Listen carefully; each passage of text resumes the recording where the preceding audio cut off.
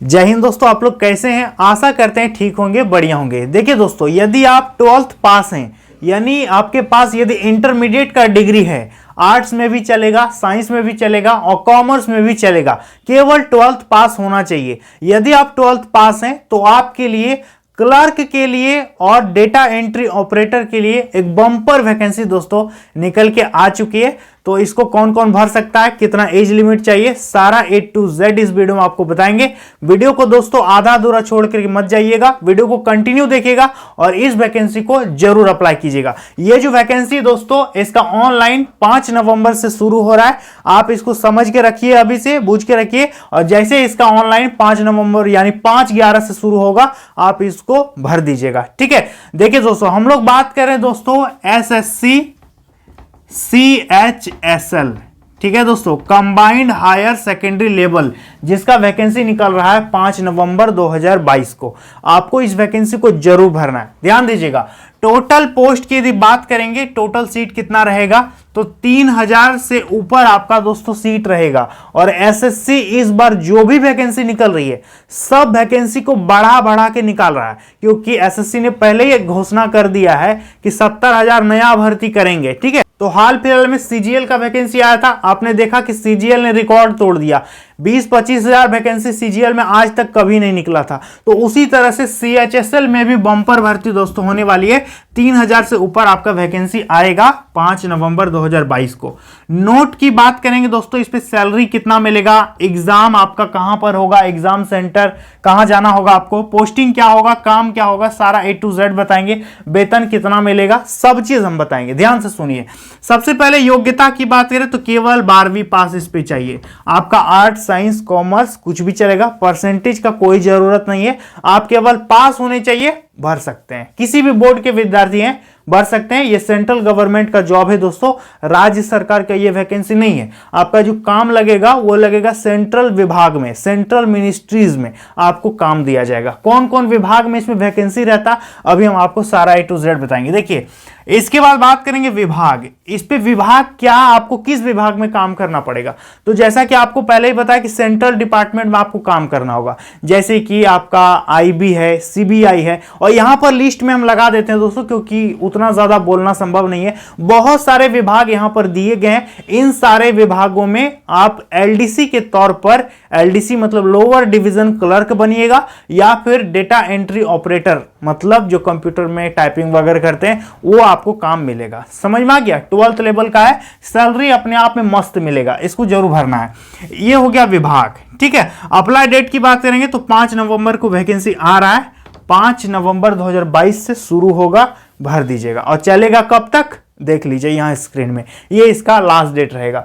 फी का बात करेंगे दोस्तों, इसको भरने में आपको कितना पैसा देना होगा, तो यदि आप जनरल कैंडिडेट हैं, OBC हैं और EWS हैं, तो 100 रुपये आपको मात्र देना है। बाकी यदि आप SC ST PH या फिर महिला हैं, तो आपको इस पे पैसा ही नहीं देना है, कुछ भी पेमेंट इस पे नहीं लगेगा। ठीक है, चलिए इसके बाद एज लिमिट का बात करेंगे दोस्तों कि उम्र कितना से कितना होना चाहिए। तो देखिए, यदि आप जनरल में आते हैं तो 18 से 27 साल, और यदि आप OBC हैं तो 3 साल का छूट मिल जाएगा, तो 18 से 27 3 30 साल हो गया। और यदि आप SC ST हैं तो 5 साल की उम्र में छूट मिलेगा, तो कितना हो जाएगा, 18 से 27 5 32 साल। तो ये हो गया एज लिमिट। ठीक है दोस्तों, चलिए अब बात करते हैं नोट में कि सैलरी आपको इस पे कितना मिलेगा। तो वेतन देखिए दोस्तों, इस पे काफी अच्छा खासा वेतन है। यदि 12th लेवल की जॉब की बात करें तो केंद्र सरकार में 12th लेवल में सबसे बेस्ट वैकेंसी इसी को माना जाता है। आप इसको जरूर भरिएगा। आपका जो शुरुआती वेतन होगा दोस्तों, आप किसी भी पोस्ट में जाइएगा तो 30,000 से ऊपर आपका वेतन इस पे रहने वाला। यहां पर हम स्क्रीनशॉट में लगा देते हैं कि इसका पे स्केल क्या रहता है, कितना इस पे वेतन मिलता है। यहां पर बात करेंगे दोस्तों आपका एग्जाम कहां पर होगा, ऑल इंडिया में कहीं भी आप सेंटर ले सकते हैं। आप अपना मनचाहा सेंटर भी ले सकते हैं कि हम यहां पर एग्जाम देना चाहेंगे। आपसे 3 शहर का नाम पूछेगा कि आप कहां कहां एग्जाम देना चाहेंगे। यदि यहां हो गया तो यहां दे देंगे, यहां हो गया तो यहां दे देंगे। इस तरह SSC आपसे प्रेफरेंस मांगेगी। ठीक है, एग्जाम बता दिए। पोस्टिंग आपकी ऑल इंडिया में कहीं पर भी होगी। हाँ, अप्लाई करते करते आपको पूछेगा कि आप ईस्टर्न जोन से भरोगे कि वेस्टर्न जोन से भरोगे। यदि ईस्टर्न जोन से भरिएगा तो पूर्वी क्षेत्र में आपकी पोस्टिंग होगी, वेस्टर्न जोन से भरिएगा तो आपका पश्चिमी क्षेत्र में पोस्टिंग होगा। वो भरते समय आपको थोड़ा सा बुद्धि लगाना होगा। ठीक है, काम क्या मिलेगा? तो काम दोस्तों आपको कंप्यूटर में काम करना होगा, ऑफिस में काम करना होगा, क्लर्क का जो काम होता है वो काम आपको करना होगा। एकदम रॉयल जॉब होता है, 10 से 4-5 आपकी ड्यूटी होगी, संडे को छुट्टी होगा और जो लीव होता है वो आपको मिलेगा ही, और वेतन तो बोलो ही मत, मस्त वेतन है। यहां तक आपको समझ में आ गया। अब बात करते हैं दोस्तों कि इसका सिलेक्शन का प्रक्रिया क्या रहता है, चयन का प्रोसेस कैसे क्या होता है। ध्यान दीजिएगा। देखिए दोस्तों, CHSL की अच्छी तैयारी के लिए आप लोगों को सॉल्व पेपर पढ़ना पड़ेगा कि पहले कैसा कैसा क्वेश्चन आया है पुराने सालों में। इसके लिए दोस्तों आप लोगों को SK पब्लिकेशन का बुक ले लेना है। SK मतलब श्री कृष्ण पब्लिकेशन का आप लोगों को बुक ले लेना है।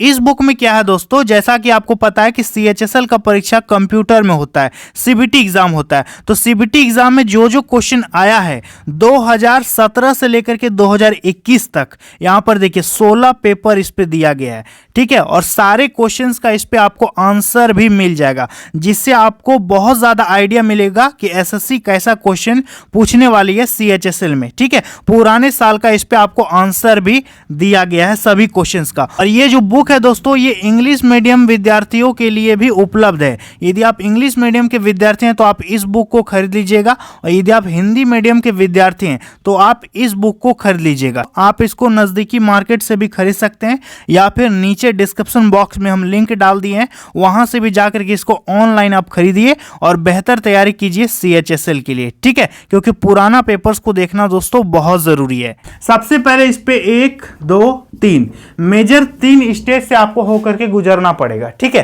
पहला है टायर 1। टायर 1 मतलब SSC कोई भी परीक्षा लेती है तो उसको बोलते हैं टायर 1, टायर 2, टायर 3, ठीक है।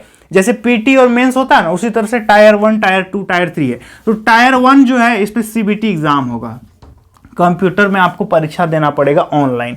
इसके बाद टायर 2 की बात करेंगे तो डिस्क्रिप्टिव पेपर होगा। डिस्क्रिप्टिव का मतलब होता है दोस्तों आपको पेन दिया जाएगा, पेपर दिया जाएगा और ऑफलाइन बैठ करके ऐसे राइटिंग, लेटर राइटिंग ये सब लिखवाएगा, ठीक है। तो ये मेंस हो गया टायर 2। और टायर 3 जो है दोस्तों, इस पे टाइपिंग भी आपका होगा, टाइपिंग इस पे होगा। टाइपिंग में हिंदी में यदि आप टाइप कीजिएगा तो अभी हम बता देंगे हिंदी और इंग्लिश का क्या टाइपिंग स्पीड मांगेगा। तो ये मेजर 3 स्टेप से आपको गुजरना पड़ेगा, तब आपका फाइनल सिलेक्शन इस पे हो जाएगा। समझ में आ गया? चलिए इसके बाद टायर 1 की सिलेबस की बात करें, क्योंकि सबसे पहले यही वाला होगा। तो देखिए टायर 1 में सबसे पहला जो है GK और CA। GK मतलब जनरल नॉलेज और CA मतलब करंट अफेयर्स, दोनों मिला करके रहेगा 25 क्वेश्चन, 50 मार्क्स। एक क्वेश्चन 2 नंबर का होता है दोस्तों, ठीक है।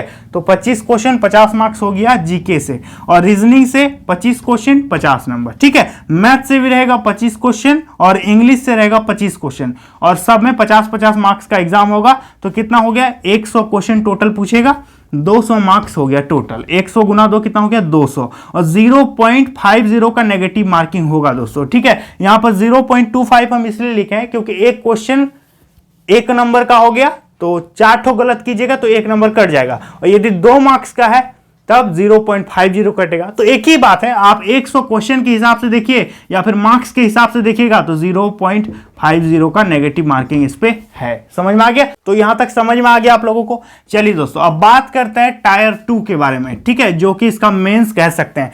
टायर 2 में क्या होगा? देखिए टायर 2 में आपका होगा ऐसे राइटिंग, आपको आपसे निबंध लिखवाएगा, ऐसे राइटिंग होगा। इस पे आपका फिर होगा लेटर राइटिंग और एप्लीकेशन आपसे लिखवाया जाएगा, ठीक है। और मिनिमम क्वालिफाइंग मार्क्स 30% इस पे आपको लाना पड़ेगा। 100 मार्क्स का आपका एग्जाम होगा, 60 मिनट इस पे आपको टाइम दिया जाएगा। समझ में आ गया? जिसपे से 30% आपको लाना पड़ेगा क्वालिफाइंग के लिए। मिनिमम क्वालिफाइंग मार्क्स कितना है? 30%, ठीक है।